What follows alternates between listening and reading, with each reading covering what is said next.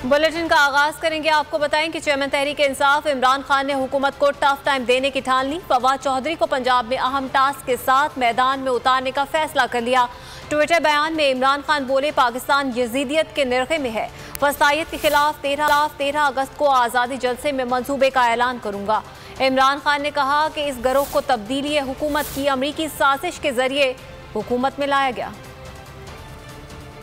Khan front foot पर आ गए। हुकूमत से दो हाथ करने की ठान ली। फवाद चौधरी को मैदान में उतारने का फैसला कर लिया। फस्तायत से कैसे निमटना है, 13 अगस्त को आज़ादी जलसे में मंसूबे का ऐलान करूंगा। चेयरमैन PTI ने ट्विटर बयान में इंदिया दे दिया। ट्विटर बयान में इमरान खान बोले, हर दौर का अपना यजीद होता है। बरसरे इक़्तिदार मुजरिमों और उनके सरपरस्तों की शक्ल में पाकिस्तान आज यजीदियत के निर्गे में है। इस ग्रोह को तब्दीली हुकूमत की अमरीकी साजिश के जरिए हुकूमत में लाया गया। चेयरमैन PTI मजीद बोले, पैगम्बर पाक सल्लल्लाहु अलैहि वसल्लम के नवासे राह हक पर थे। कूफा के लोग ये जानते हुए भी यजीद के खौफ से उनकी मदद को न निकले और इस्लाम के अजीम तरीन अलमिये को वकूफ पजीर होने दिया गया। उन्होंने सवाल किया, क्या हमारे लोग भी खौफ में मुब्तला होकर इस साजिश के सामने सर झुकाएंगे या हम बहैसियत एक कौम इस कड़े इम्तिहान का सामना करेंगे। जराये के मुताबिक फवाद चौधरी को पंजाब में अहम पोजीशन दी जाएगी। जिम्मेदारियाँ 25 मई के किरदारों और मॉडल टाउन के जिम्मेदारों के हवाले से दी जाएंगी।